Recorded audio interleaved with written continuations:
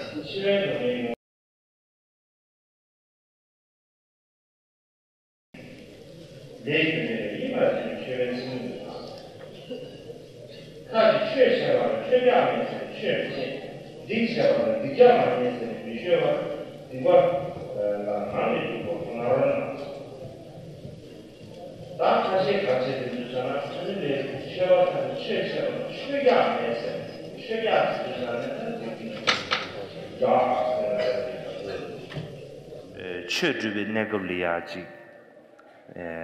가서 거기 최주의 댄지 초와든데 여러 초에 튕긴 다 디줄에 최야스 거봐 제자 미카시 최바까지 당아 최야 세서 최야 매세네 아니 최지금인도 이나야 디발라 디가 많이 베이네야 그 디발라 디고 낭게 주고도 드레 인두산에 다디 양 캔사우제레샤스야 디발라 디고 소발라 튕긴 베나지 소에 튕긴나 소게 매비네야 그 디고 강 소도도 얘네 최세베 내가라야 최주베기 소에 튕긴데서 매비 인두사 다 최주도 사마라세제 최주도 누구민두스 너나 코웨동에 말씀비 미리라라 탐보 지dim비 김충무신의 럽중 제강 럽중 제바다 지dim비 개별 론제다 뽕부다 중에 코너나비 최신 등지 체담도 송로디 탐제 제강 최단나도 마송아 다 가르친 거라서나 당분이 从最初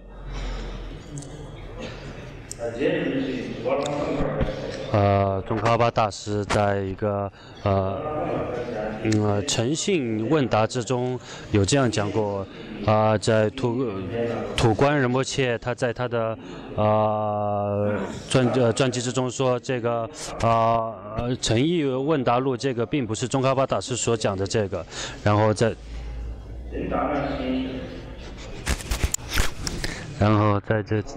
这之中，他也有跟这个达波钦钦的一个问答，还有本钦在这个诚信问答论之中就有很多跟高僧大德的这个问答有很多的记录。然后，在本钦班禅罗桑区街这样讲，他在三痛苦之中讲的时候，也就是说最初是苦，也就是痛，像这种苦的痛苦，像畜生道它也具足，然后变换的痛苦，它这外道它也会畏惧，然后对所有一切的痛苦，痛苦的畏惧和是我们佛教徒一个特别的程序，以及修行者必须要认知的这个痛苦，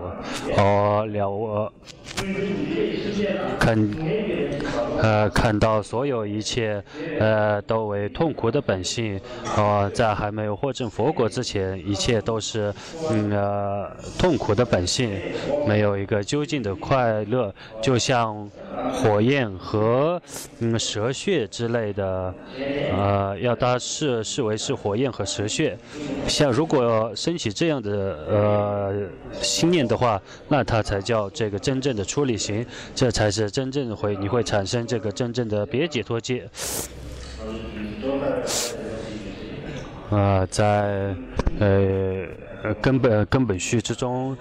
他也这样讲过，也就是说，在别解脱界，它是出离心的一个戒律，而并非是脱离恶趣的一个戒律。比方说轮回的一切痛苦，如果像有的人不思维轮回的一切痛苦，最初他从在家变成出家，然后呢，他们又会怎么去做呢？那些国王和官员、地方官员，他们就希望得到国王和这些官员的支持，然后为了去得到他们的支持，然后招来很多的这个聚集很多的，像以前藏地就有僧兵，就是出家人的这种军人，他们就会把饭钵戴在头上，然后手拿着手杖而来，也就把这些称为是僧兵。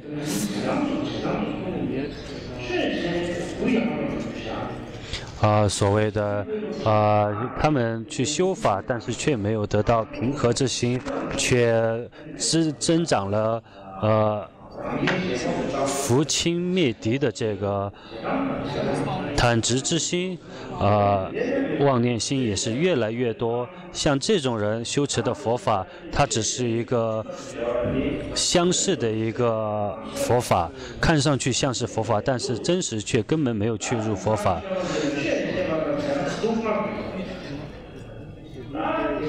像现在这样，这些佛修行者，他们在怎么想呢？想在佛法和佛经之中，所讲的就觉得非常的痛苦。有的人就想，很难我们很难，像米拉日巴大师这样去苦修。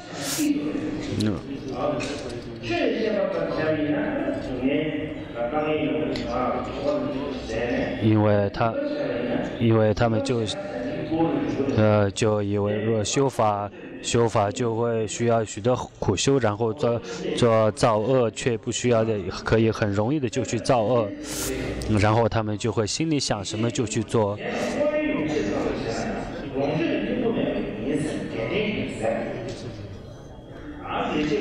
有的格西呢，可能是噶当派的当时的格西，他们就会去找这个功德主，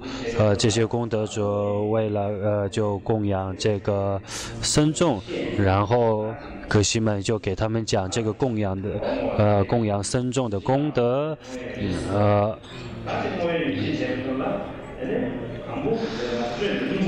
然后最初讲一些财务没有任何意义的这种介绍，然后告诉别人世间的财物没有任何的意义，讲得口口是道，但是自己的心里却想着对方的这个财物，这个他们所讲的口上说的和心里想的，就分成就背道而驰了。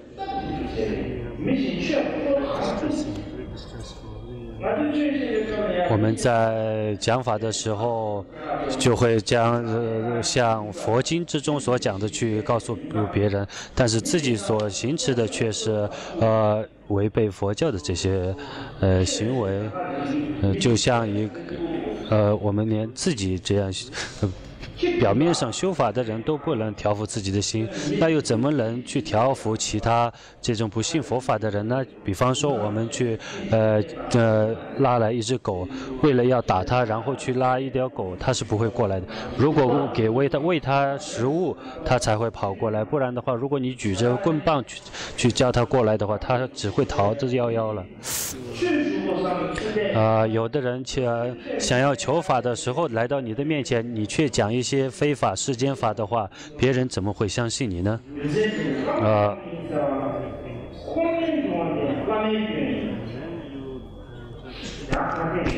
有的人又这样讲，这个上师是非常好，但是他的弟子和他的眷属逝者都非常的可怕，这都是上师的过失。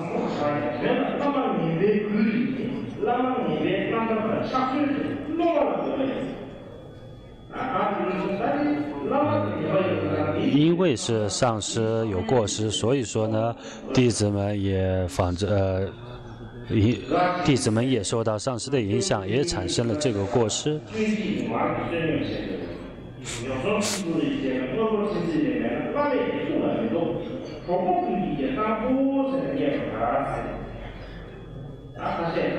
有的人怎么讲呢？有的人就会这样去讲，像这春天和夏天就去修持，但是在秋天和冬天就要去化缘这种酥油或者奶渣子，这样他们就到牧区去化缘酥油，然后卖给农民，然后来换取一些钱财。如果不这样的话，然后如果他们不换钱来供养上师的话，上师就不会摄受我们，所以上师也会看着钱财而传授佛法。然后格西波多瓦他自己呢，在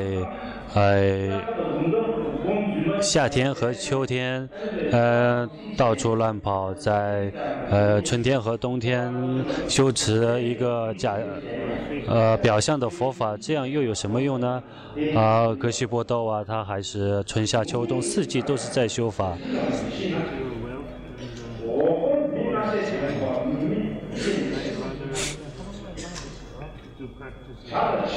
像小鸟、像鸟兽这些，我们很少听到他们会饿死的这种公案，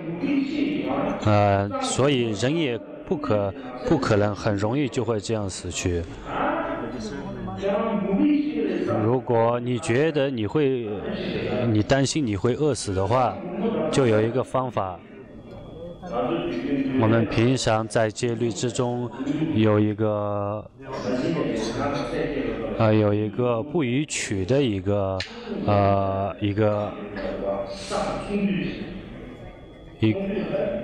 公案，就是像印度语叫什么呢？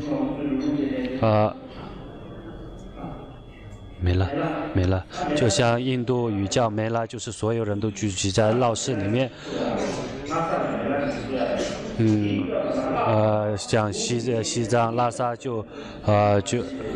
会聚集很多的人，然后你站在旁边的话，就会找到很多的食物，有很多几成千上万的那些狗，他们在路边等着，他们也会找到一些食物，他们也没有是被饿死。所以说呢，我们因为是人，别人也会看着我们心生悲心而给一些食物，所以我们不会死去的。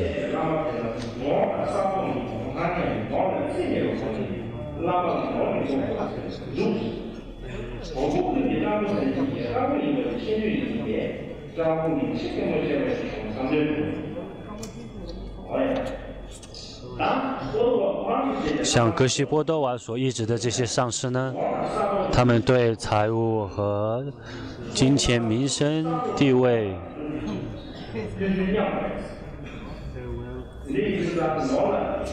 他们不会太看重这些世间的法，所以没有我的上师他们都不会流转在这个财物之中，他们不会看重这些财物。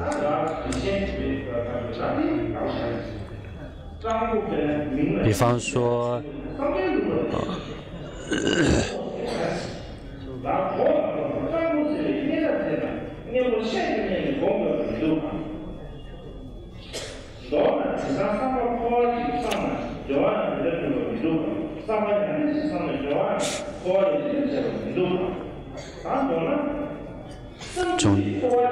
总之，你所想的是轮回的话，你不管做什么事，你都会成就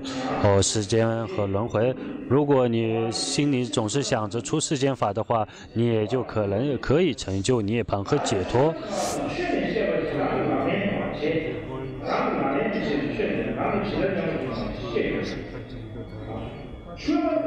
我们所谓的这个修行者，也就是应该像佛经之中所讲的一样，去落实在自己的行动当中去实践它。自己所实践的这个佛法，然后产生的这个觉受，然后传给他人，应该像这样。就算你传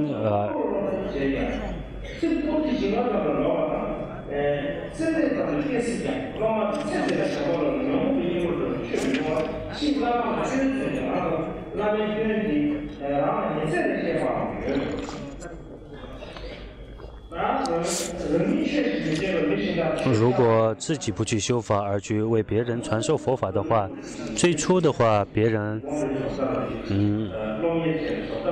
还会在你面前求授一些法，就算是修持一些法，也可能会升起一些少许的功德，但是这个上师他没有彻底的舍弃此生，所以不可能讲出一些对治世间法的对治法，所以弟子也不会产生这样的对治法和对治力，所以弟子就对上师升起了邪见，然后会讲给自己的亲朋好友听，然后你就会你就会产生很多不必要的麻烦。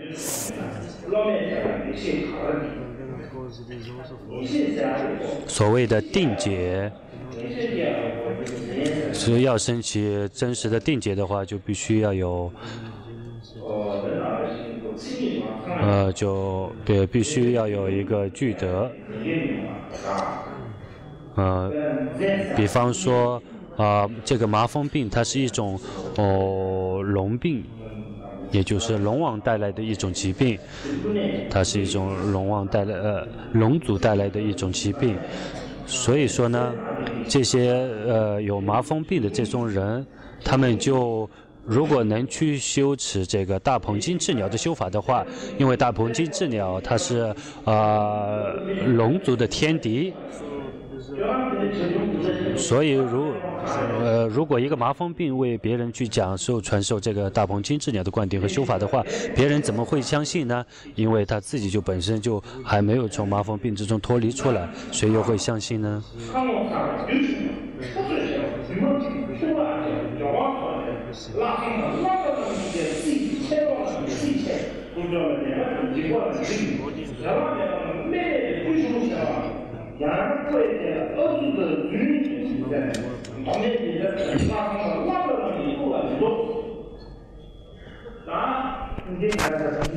像现在，如果面目长得比较好一点，看上去比较漂亮，而且有一些的财物。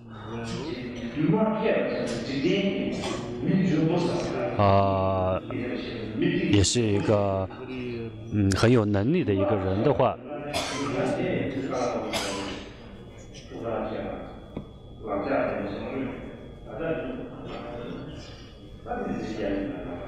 这个不知道该怎么解释了。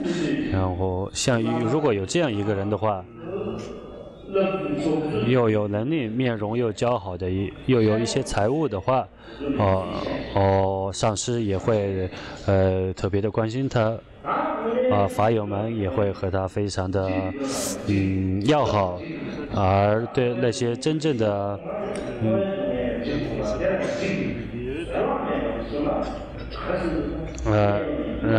对那些真正畏惧痛苦、舍利此生的人，他们就会说：他只是一个很愚痴的人，一个傻瓜，没有目标的人，没有前途的一个人。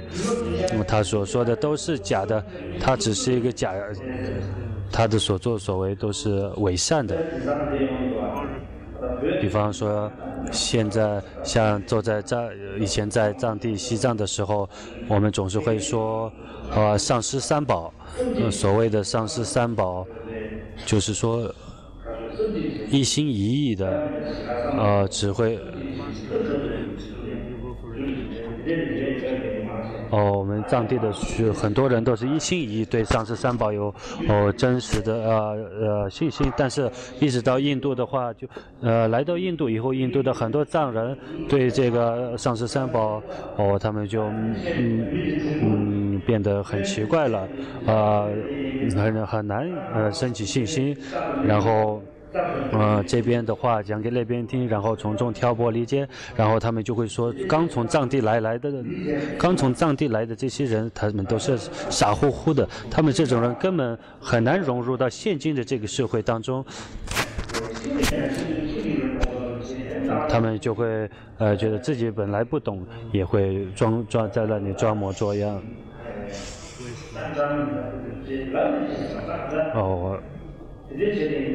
像这种有的很多人就觉得这种人才是真正才把他们视为是一个好人。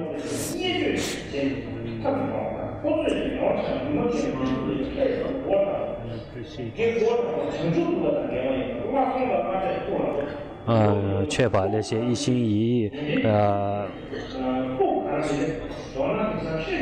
一心一意对上师三宝诚信的这种人，却视为是非常愚昧的人。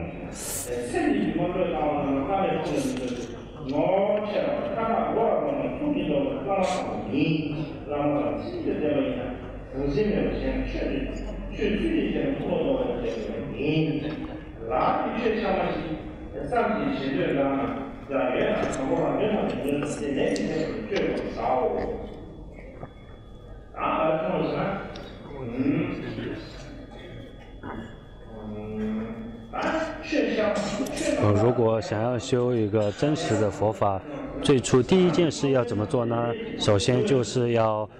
一一的挑出自己的过失和错误。比方说我们在学经的时候，我们要将每一个事物的这个法相都要一一的认清。比方说像瓶子一样的话，它就必须是中间是圆圆的，然后可以放在，然后它有可以从往里面倒水的这个作用，可以储蓄水的一个作用。所以呢，像我们这样的要将这个我们的过失也要视为是癌症或者是无法医治的一种病，一种非常畏惧的心态去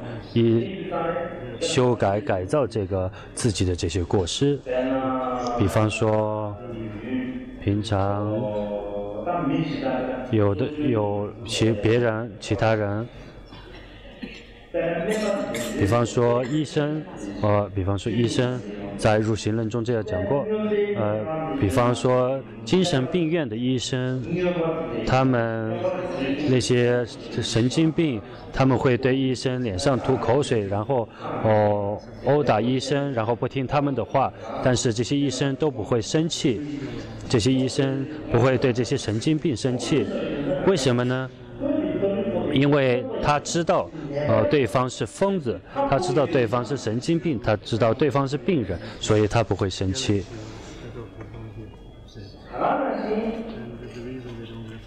而且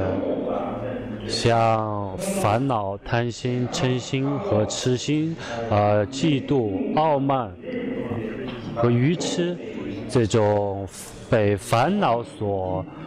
困的这种烦恼滋盛的这种一个傲慢人，一个贪心重的人，一个嗔心重的人，一个愚昧的人，我们也不需要对他们生起嗔恨心，也不应该对他们生气。为什么呢？就要像之前医生对疯子和神经病人一样的，他们也是虽然他们身体没有遭受被疾病困扰，但是他们的心里却被这种烦恼叫贪心、嗔心这些五毒烦恼所困扰，所以你也要把他们当成病人，这样你就不会对他们生起嗔恨之心。所以像这样的话，我们就觉得这是非常的确切。比方说一个外国人，他非常生气的时候，科学家们说，外国的科学家他们说，一个人在非常生气的时候，他身体里的这个各种细胞，它就会变成细菌，然后他当时如果往外吐出的这个口水和唾液，里面的这些细菌，如果有虫子去吃到了这个，他所生气的时候所吐出来的这种口水和唾液的话，这些小虫子也会死亡，就因为他心中的嗔心而变成这个杀害小虫子的这种一个细菌。所以说呢，贪心、嗔心、愚昧的这些强盛的这个烦恼，我们就要把它视为一个一个重病，把它视为一个强烈的重病。这样的话，我觉得非常的话，只不过是我们没有把它们视为是病，其实在真实意义上，它其实也是一种心病。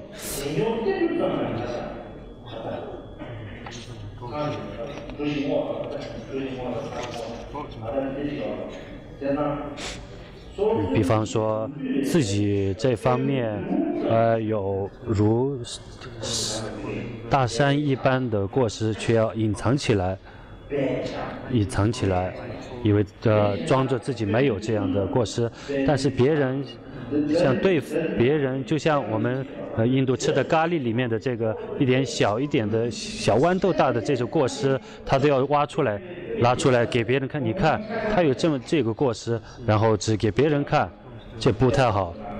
这不是修行者的所作所为。首先你要指正别人的过失的话，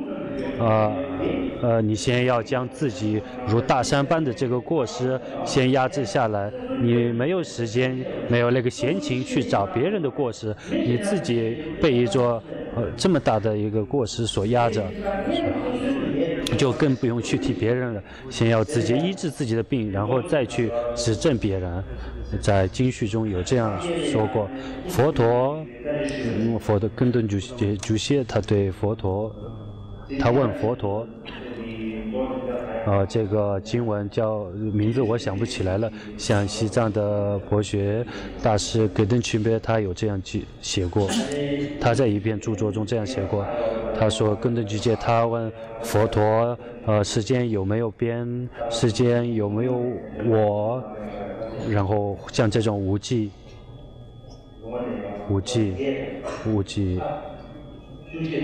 像这种14无记念，他问这个佛陀这是怎么呢？然后佛陀他没有直接就回答这个问题，而是一种比喻，向他指示。比方说佛陀就说，你如果要进入一个森林丛林之中，你在森林里面，你就会遇到这种猎人，你看到那个猎人，如果猎人的这个猎枪，如果那枪指着你，然后你身受重伤的话，你会怎么办呢？然后你会不会去寻找这是谁开的枪，还是是谁打你的？然后你会去找这个，还是最初先医治好自己的这个枪伤呢？你会怎么做呢？所以说呢，佛陀没有直接就回答，以一种比喻来指示他。所以说佛陀说你不要去管这些无我还是无边，你最初还是先管自己的这个烦恼障和所知障，还是去想想自己头上的这个烦恼吧。比方说，如果你去找我是从哪个方向开的枪，还是谁开的枪，还是用什么你是怎么中枪的，去想这些呢？还是你会马上去医治抢救自己的这个枪伤呢？同理，我们首先要认识到自己的这个错误与过失，所以要把这个过失认为是非常严重的，把它视为是一个非常紧急的，然后去改造它，然后再修改它，而不是去朝外去指别人的过失和别人的错误，去总是指正别人的过错，那非常的不好。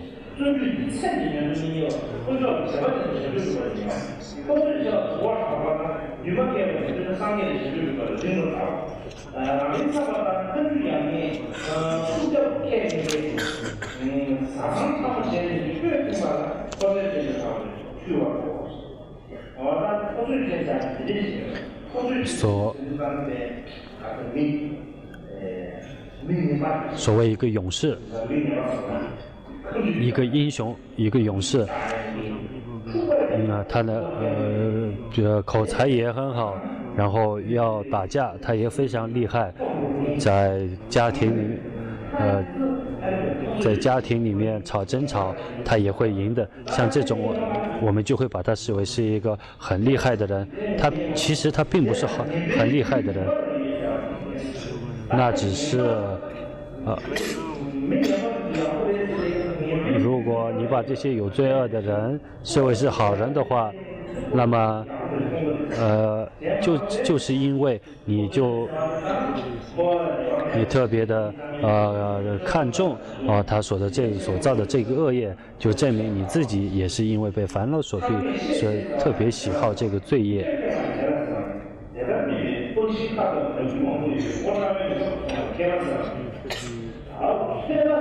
所谓的智者博学多才的一个人呢，所谓一个圣贤，他们知道轮回没有刹那间的快乐，所以他们只希望自己成为一个真实的一个修行者，他们希望自己不去修持世间法，这才是真正的勇士，这才是真正勇敢的人。不然的话，他就是就像是歌手的，以前像那些艺人、街头艺人，像街头艺人、歌者这些，就会称之为叫巴西，因为他们这些艺人，他们口才非常的好，他们头上，并非是秃头或者戴上眼镜就证明他们是非常博学多才的人。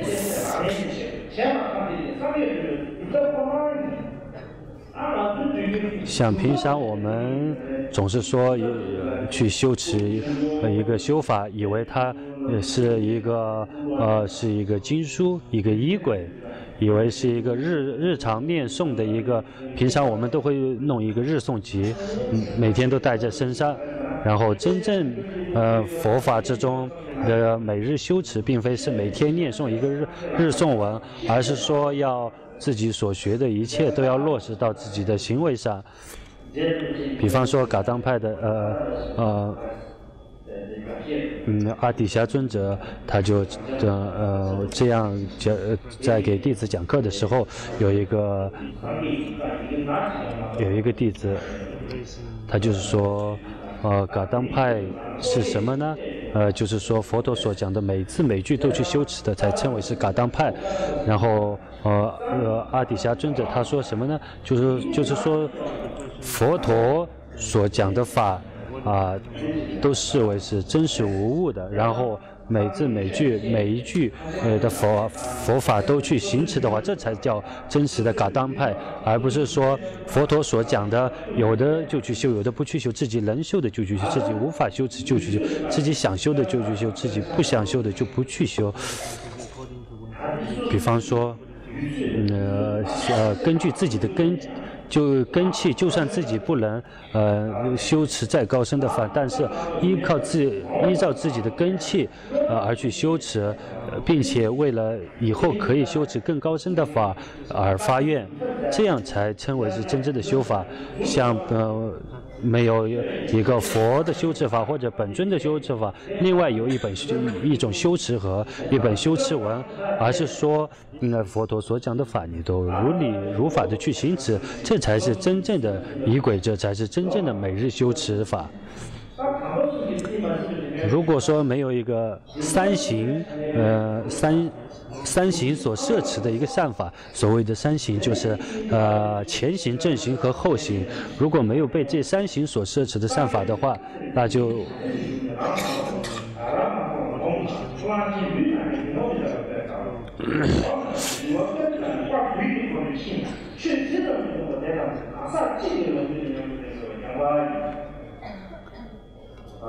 我们所讲的三世父的这个道次第，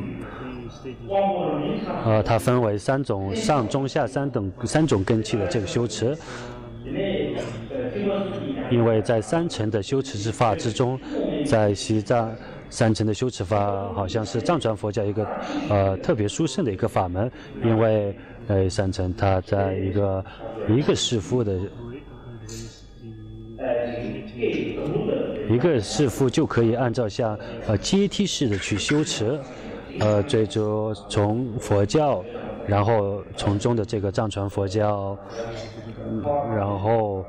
像传到雪域西藏的这个藏传佛教，以及从中的这个噶当派的这个法教，然后一步一步的从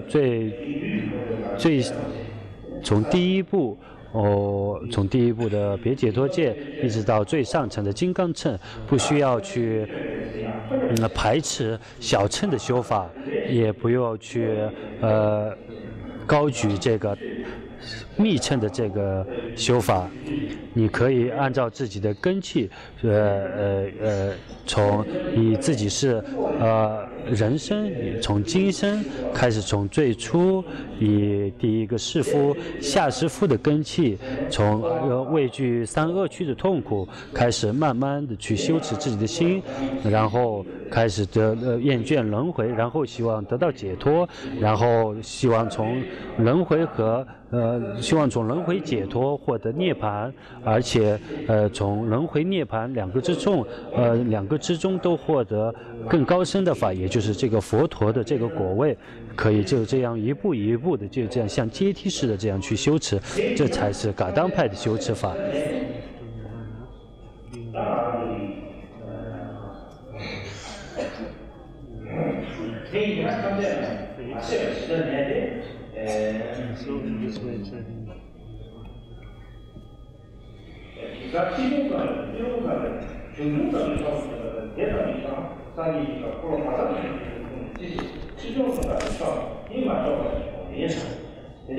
所以呢，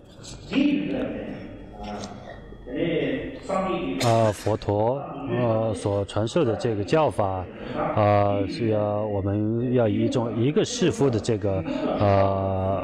角度去修持，而不是说将佛陀所传授的这个显密所有的这个教法都应该去修学，那是非常重要的。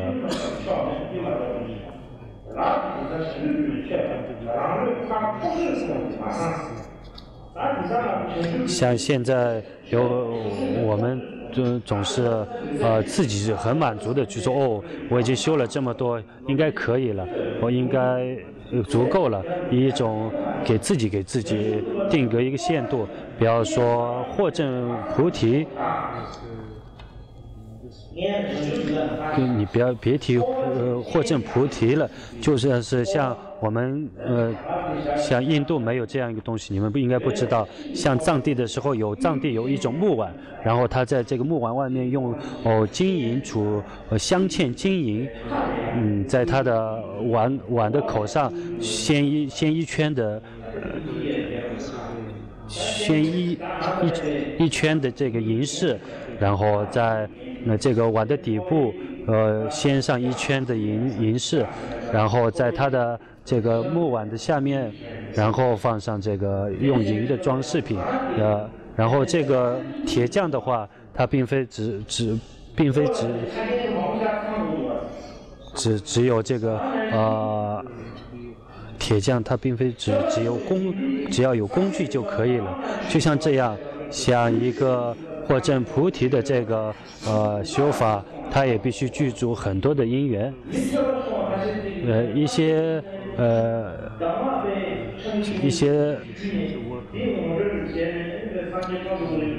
一些愚昧的人，他们以为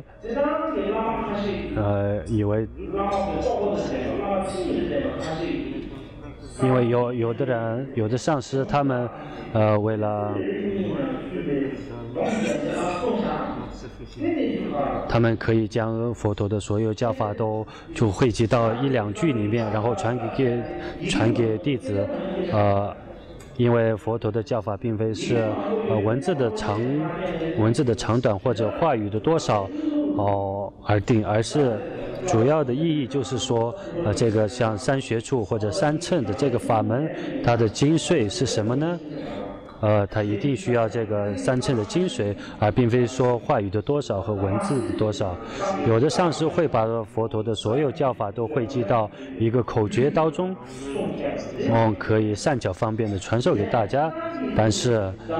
像将一些我们求受一个小小的口诀，就以为已经求到很高深的法的话，那都是一个很大的错误。现在讲到了这个宗派的，如果思维死亡的这个心态如果产生在自己自相续之中，那就好了。但是如果你去区分这个宗派或者区分部落，说我是尼泊尔人，他是不丹人，或者他是宗藏人，我是康巴人，因为我们是不同的地方，或者是他是白人，我是黑人，因为没有绿人，好像没有绿人。他是一个棕色人，我是白人。以及各种不同的宗派，我是噶举派，他是萨迦派，他是格鲁派，我是尼玛派之类的种种的这个争执和偏袒分别。如果更不用提这个像根本不应该有这样的想法。为什么呢？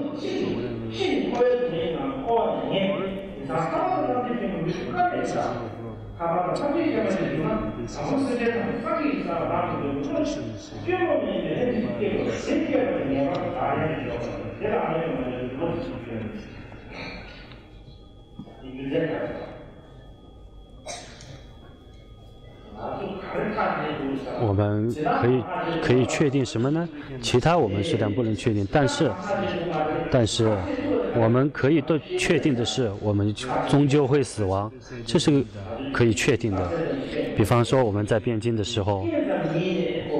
我们既然出生了，他就必定将会去死去，因为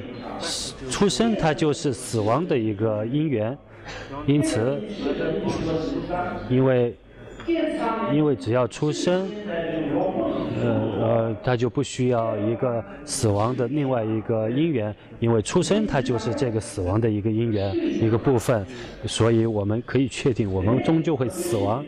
但是我们不知道我们何时会死去。我们因为死缘也很多，像现在比以前还要多各种死缘。像以前的话是因病而亡，或者是因自然灾难而死，或者是被国王惩罚而被像被八物和八畏惧和16畏惧死亡。但是像现在的话，是飞机遇难、车祸，然后被电死，或者是被压死，反正现在有很多各种的死缘，比往昔的16死缘还要多，可能现在21个度母李藏文的这个就还要加更多了，像可以说是从车祸之中救度的一个救度母，或者是其他各种这种救度母。像这个死亡的因缘，它会就这样辗转的，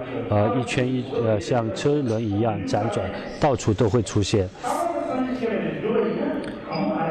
比方说，如果你要修持解脱和佛果的话，你最初就要升起要利益一切众生的一个思维。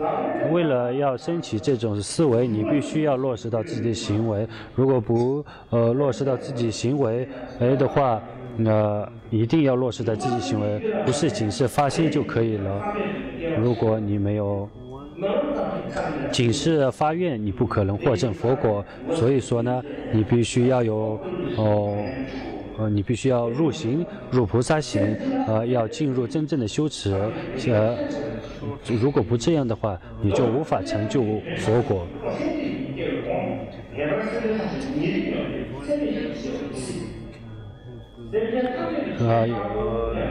我一定要升起为了利益普天底下的一切众生，升起这样一个愿菩提心之前，一定要有对一切众生升起这个升起一个平等之心。最初是希望一切众生脱离痛苦的这个悲心，希望众生可以获得快乐的这个慈心，希望他们不离快乐的这个欢喜心，以及希望他们不获得这个痛苦的这个平等心。以这种，如果你升起这个四无量心的话，你就你就一定会升起要利益他人的这个心态，就像你就不会有升起向自己的团体、自己的社区繁荣富强那自己就高兴，然后其他的这个团体、其他的中心、其他的社团，如果衰败的话，他们就想要你就想要就让别的团体衰败，就去修持这个黑袍护法马哈嘎拉，然后念诵护法。但是一个心中升起四无量心的人的话，他就不会有这种自己要好而他人要不好的这种心态。总之呢，像现在的这个血域西藏到处都是贪嗔的分别之心，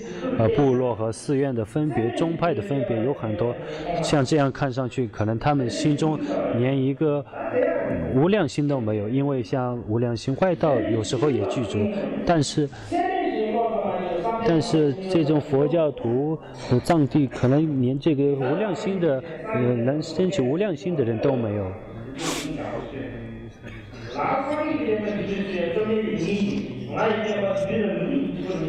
就像佛陀说，我的这个佛法不会被外道或其他所毁灭，而是因为佛教内部的真智才会被灭亡。因为佛陀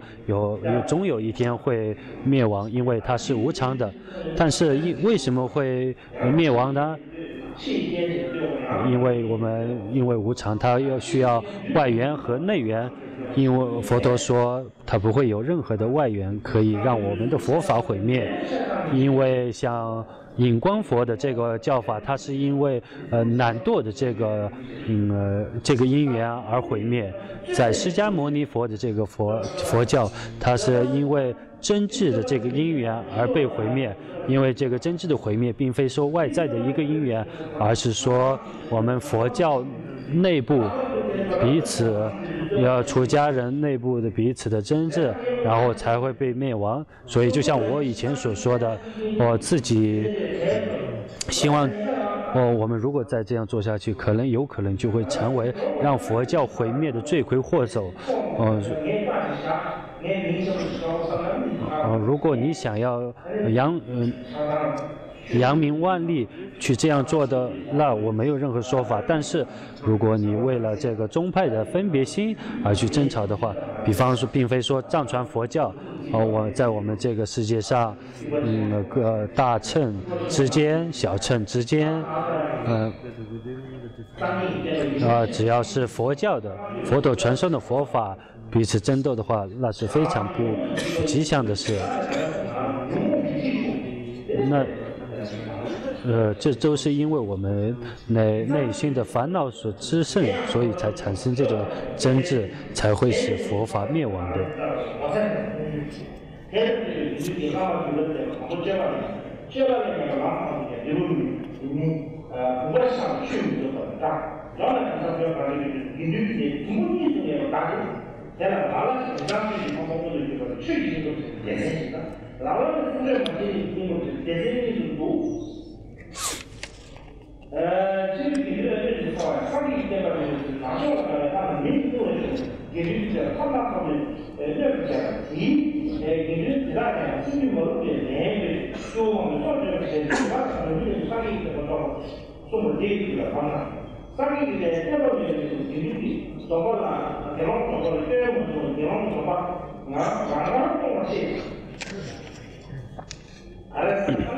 也就是说，如果佛法灭亡的话，那么就算是你没有破比丘戒，那些比丘都会自然的破，这比丘的戒体自然就会毁掉。因此呢，像白善法的佛法灭亡的话，白善法的这个作用也会慢慢的衰败。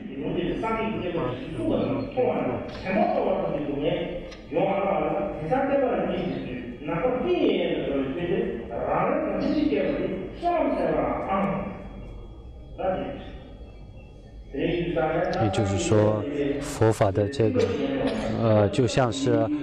云就这样飘出天空，然后慢慢就会飘走，就像佛法也会像这样。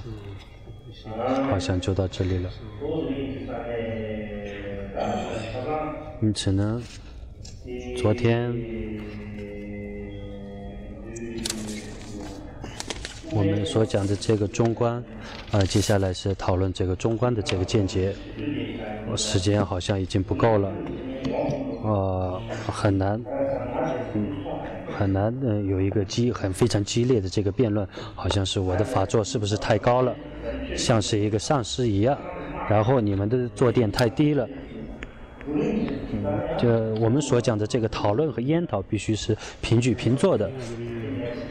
所以这次就没有这样，我太高，你们太矮，要讲的话，要好麻烦，就觉得怪怪的。我从上面在这里讲给大家听，好像在给你们受记一样，总之觉得怪怪的。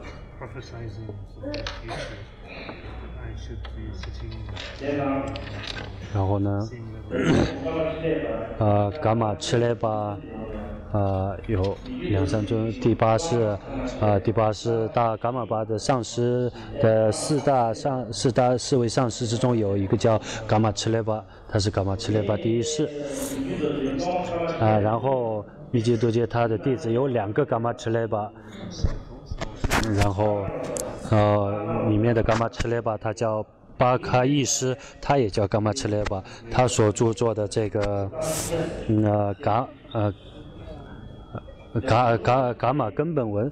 之中，他这样讲过，在讲供罗珠他耶，他在这个里面主要的内容就是3界的这个内容，所以在这本经书之中，这里面所讲的就是第8世大宝法王的主要的教言，然后在这个里面就有这个，他们就说这个见解，它是一个中观的见解，它是一个否决的这个一个见解。在入宗论之中，以及中观应成派的这个见解所说的这个中观应成派，它是一个否决的一个见解。就像我之前所说的一样，不管它是他空还是自空，不管它是大手印还是大圆满，各种见解，像大手印的见解之中，它有显中的大手印和密中的大手印以及精髓的大手印3种。在噶举派的这些各位善知识说，因为他们在说大手印没有显密的区别，但是在像密觉多杰他们说大手印就有区分这个显密的这个大手印。本来这次我们在讨论的时候，本来准备在这个见解上做一个研讨，但是如果不做一个好好的准备的话，就这样操之过急的话，可能很难有一个成效。所以说呢，我们所讲的显宗的这个大手印的见解，那是什么呢？我们都说我们是噶举派，我们每天都说大手印大手印，那大家知道大手印是什么吗？以前有一个人这样讲，密旁仁波切这样讲，所谓的大手印就是说一个很大的手。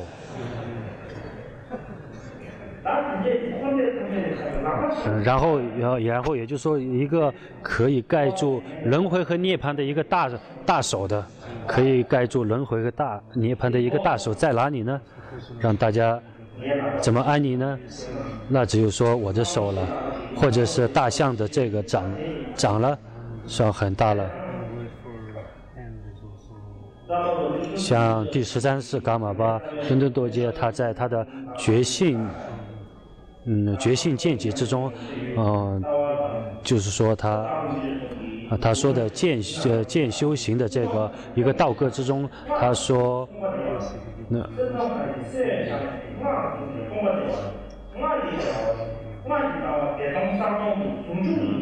他就是说，密乘的这个见解是显空双语的。有的中观人说，它是以空性区分，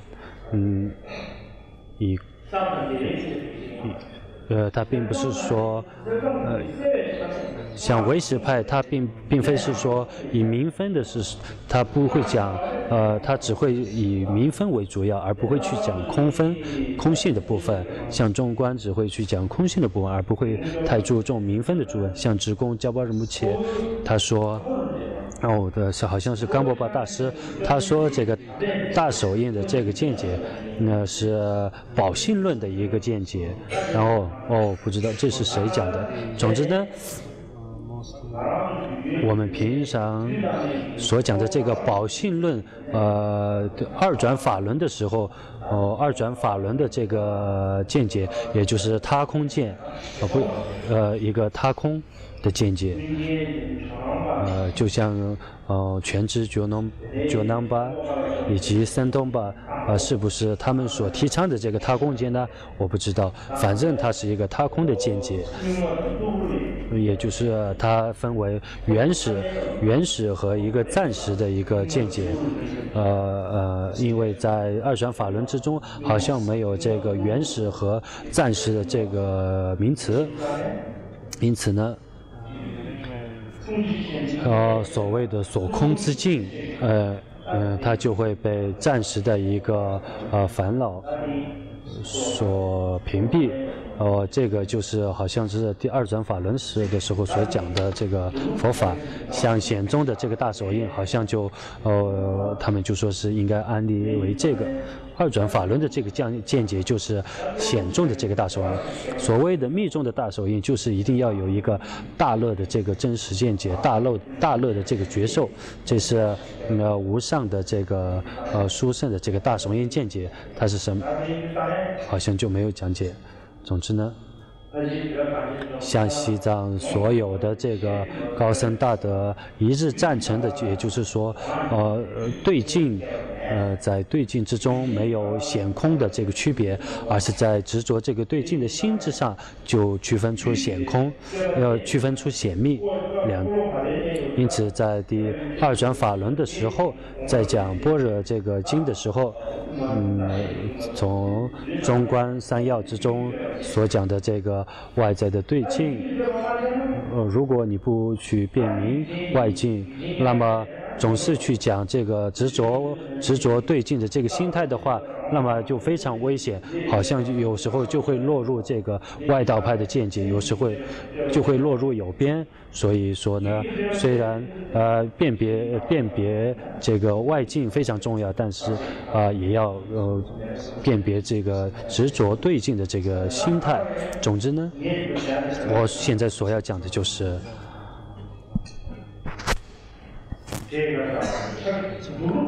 显宗的这个大手印的见解是什么呢？第一就是这个，然后显宗的大手印的见解和全知觉能巴的这个见解中的他空见有没有区别呢？这是第二个问题。然后